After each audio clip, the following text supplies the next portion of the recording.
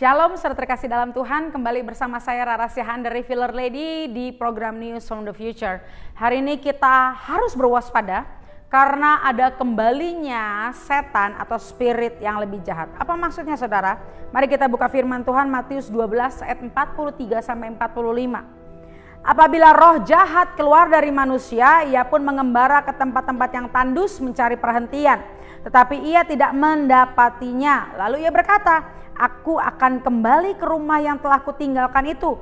Maka pergilah ia dan mendapati rumah itu kosong, bersih, tersapu dan rapi teratur. Lalu ia keluar dan mengajak 7 roh lain yang lebih jahat daripadanya dan masuk dan berdiam di situ. Maka akhirnya keadaan orang itu lebih buruk daripada keadaannya semula. Demikian juga akan berlaku atas angkatan yang jahat ini. Hati-hati saudara, karena seperti firman Tuhan di sini, ketika iblis sudah dilepaskan, iblis keluar dari tubuh manusia atau dari tempatmu, dari lingkunganmu. Tapi kalau hidupmu tidak diisi firman, hidupmu tidak diisi hadirat Tuhan, kalau Roh Kudus tidak bersemayam atas hidupmu, hati-hati. Iblis sedang mencari peluang untuk dia membawa 7 roh jahat yang lebih jahat lagi, dan itu masuk dalam tubuh anak-anak Tuhan yang tidak diisi oleh Roh Kudus. Kita akan bahas hari ini saudara, karena proses bagaimana iblis menyerang manusia itu seperti polusi. Ya saudara, polusi di jiwa. Iblis itu seperti polusi di jiwa. Kalau kita lihat hari-hari ini polusi udara, pencemaran udara, awalnya itu seperti gas monoksida, CO2, apapun itu, awalnya dia dalam jumlah yang dikit, konsentrasi yang dikit.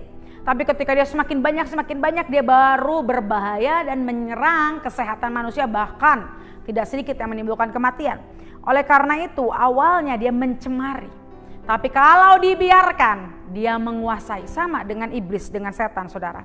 Kalau dia tidak, kita waspada. Kalau kita tidak waspada, kalau dia tidak ditanggulangi sejak dini, dia akan bukan hanya mencemari, tapi dia menguasai sepenuhnya. Saudara, ada 4 tahapan bagaimana iblis menguasai anak-anak Tuhan, bagaimana iblis menguasai anak-anak manusia. Yang pertama, mencemari perasaan seseorang. Awal mula iblis memberikan polusinya adalah dia mencemari perasaanmu. Yang kedua, dia level yang lebih tingginya saudara. Yang kedua, dia mempengaruhi pikiranmu. Ketiga, menguasai kehendak atau keinginan. Yang keempat, iblis mengintegrasi dan mengambil alih hidupmu. Kalau level pertama saudara tidak waspadai, saudara tidak usir, dia akan masuk ke pikiran.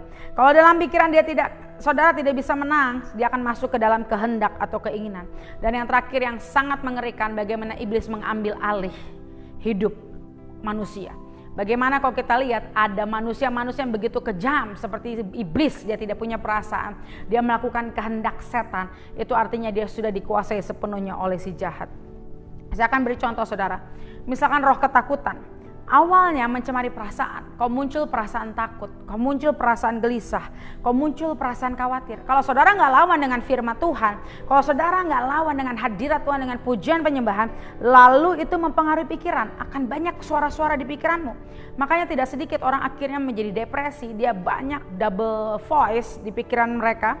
Dan ketika sama di stage yang kedua, kalau di pikiran tidak dilawan dengan firman Tuhan, maka dia menguasai kehendak dan tindakan.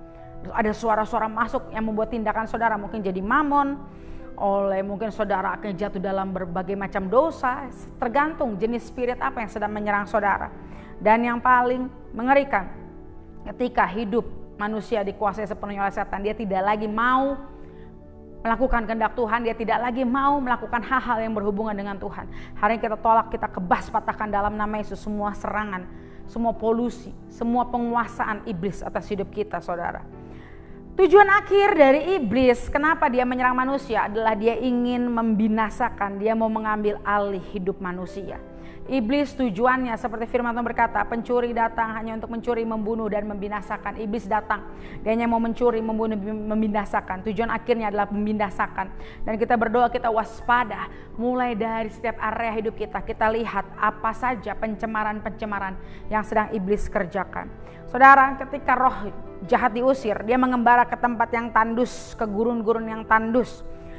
Saudara, tandus di sini juga berbicara begini, ketika iblis melihat tidak ada air, itu berbicara kesegaran. Tempat tandus tuh nggak ada air, nggak ada kehidupan, nggak ada hijau-hijauan seperti padang gurun.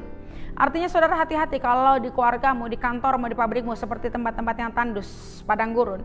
Tidak ada hadirat Tuhan, tidak ada damai sejahtera, tidak ada harapan, tidak ada semangat, tidak ada kehidupan. Hati-hati, itu tempat yang paling disukai iblis untuk dia menguasai tempat-tempat tersebut. Dan kita tahu setan bisa masuk, bisa ambil kesempatan kalau dia diberi makan, kalau dia diberi peluang. Hati-hati hari ini setiap celah, setiap apapun pijakan kita tutup, kita kebas dalam nama Yesus Kristus. Hari ini jiwa-jiwa yang sedang lemah, yang sedang letih, yang seperti padang gurun yang tandus, hari ini kita minta air daripada surga membasahi engkau kembali.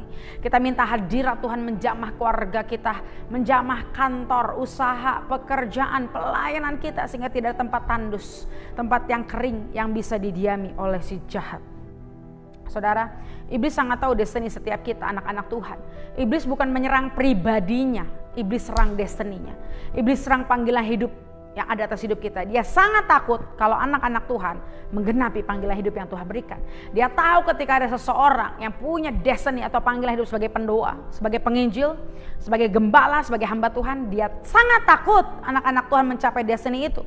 Makanya tujuan iblis, dia mengambil alih hidup manusia itu, sehingga tujuan Tuhan tidak tercapai atas orang tersebut. Oleh karena itu ketika dia keluar dari seseorang, dia mengembara, dia mencari orang-orang yang sama, yang punya destiny yang sama. Tapi ternyata ketika dia tidak menemukan, dia berusaha kembali kepada tubuh orang yang pernah dia tinggali. So hati-hati saudara, kalau saudara pernah mengalami doa pelayanan, pelepasan, pengusiran setan. Tapi kalau saudara hidup gak benar-benar di hadapan Tuhan, saudara gak banyak baca firman, punya komunitas yang benar, pujian, penyembahan. Hati-hati, jangan sampai iblis yang lebih jahat kembali masuk.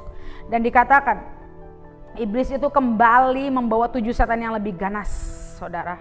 Hati-hati, 7 setan yang lebih ganas itu bisa berbicara level otoritasnya lebih kuat, atau bisa juga berbicara setannya lebih banyak, atau bisa juga berbicara tinggal secara permanen. Kita tolak kebas dalam nama Yesus.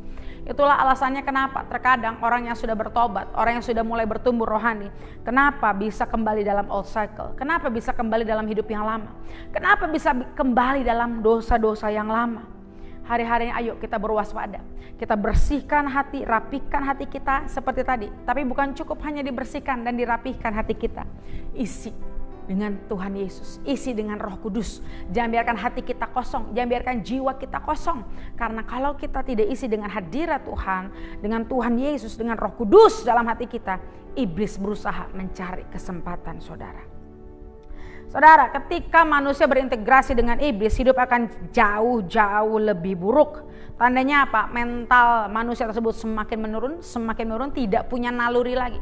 Dan setiap aspek kehidupannya akan menjadi biadab, makin jahat.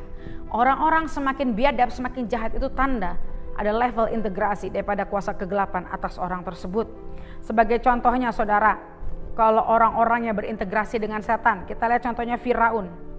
Di zaman Tuhan Yesus juga ada, di zaman perjanjian lama juga ada. Firaun di zaman perjanjian lama adalah ketika Musa, saudara, di zaman Musa. Ingat ya, bahwa waktu itu Firaun banyak menerima kebaikan daripada Yusuf. Bahkan Yusuf sebagai perdana menteri yang diangkat di Mesir, tapi lama-kelamaan Firaun melupakan kebaikan bangsa Israel. Dia memperbudak bangsa Israel, dan bahkan yang lebih mengerikan, sampai akhirnya dia banyak melakukan penindasan dan dia membunuh anak-anak sulung. Itu kisah Musa, saudara. Bagaimana waktu itu Musa diselamatkan karena orang bangsa Ibrani berusaha dibunuh anak-anak sulung prianya. Saudara lihat, itu iblis yang berintegrasi menjadi manusia. Tapi di zaman Yesus juga ada iblis yang berintegrasi jadi manusia. Bagaimana Herodes, dia adalah orang Yahudi, dia punya Taurat, dia tahu Taurat Yahudi, tapi hatinya kosong, dengan diisi Roh Kudus. Akhirnya masuklah roh antikris dan dia berusaha membunuh anak-anak Yahudi di Bethlehem.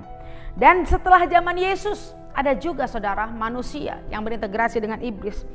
Padahal ibunya kenal Tuhan Yesus, ibunya menyembah Tuhan Yesus, tapi dia menjadi bait setan dan dia membunuh 6 juta bangsa Yahudi. Saudara tahu siapa orang tersebut? Dia melakukan genosida terhadap bangsa Yahudi.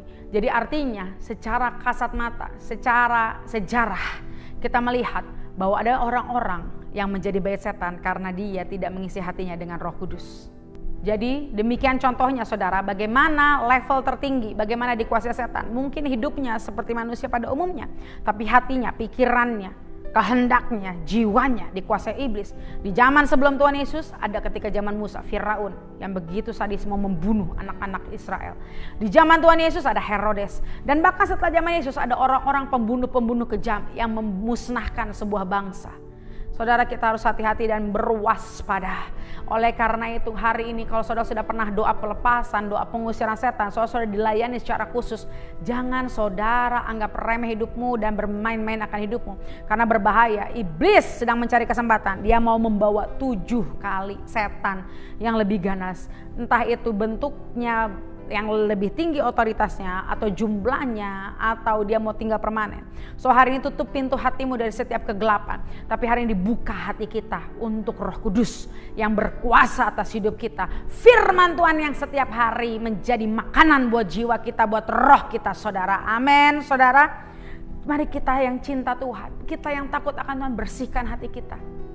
Jaga hati kita, tapi gak cukup untuk menjaga dan membersihkan hati kita. Penuhi hati kita dengan Roh Kudus, penuhi hati kita dengan firman Tuhan, penuhi hati kita dengan hadirat Tuhan. Miliki komunitas yang benar, komunitas yang saling membangun. Jangan sampai menjadi lemah saudara, karena hari-hari ini kita sudah mengalami banyak hal, kita sedang menuju di penghujung akhir zaman. So berwaspada, berjaga-jaga dan berdoa. Tadi 4 tingkatannya saudara, waspadai. Kalau dia masih hari ini menyerang perasaanmu, lawan dia. Masuk dalam doa peperangan rohani. Kalau dia dalam pikiranmu, lawan dengan firman Tuhan. Usir setiap setan dalam hidup kita, keluarga kita, lingkungan kita. Kalau dia udah mulai menguasai kehendakmu, kalau dia mulai menguasai setiap tindakanmu, minta ampun, bertobat dan lawan itu dengan iman yang teguh. Jangan sampai dia menguasai jiwamu dan mengambil alih jiwamu. Tetap semangat saudara, ingat, jangan saudara takut. Video ini untuk saudara berwaspada. Saudara harus punya iman bahwa roh di dalam kita lebih besar daripada roh yang ada di dunia ini. Bagaimana itu bisa terjadi? Kalau saudara mengundang Roh Kudus, mengundang Tuhan Yesus ada dalam hatimu, sehingga itu baru menjadi bagian kita. Roh di dalam kita lebih besar daripada roh yang ada di dunia ini, sehingga kita tidak bisa yang namanya kalah. Kita akan terus menang karena ada Tuhan Yesus, ada Roh Kudus dalam hidup kita yang terus membuat kita menjadi pemenang, lebih dari pemenang. Tetap semangat saudara dan alami kemenangan-kemenangan bersama Tuhan Yesus, karena Tuhan Yesus sangat mencintai kita semua. Tuhan Yesus punya rencana dan agenda yang besar untuk kita semua. Haleluya. Akhir kata, saya Rara Sihan Refill Lady mengakhiri video ini dengan satu kata, tuntas.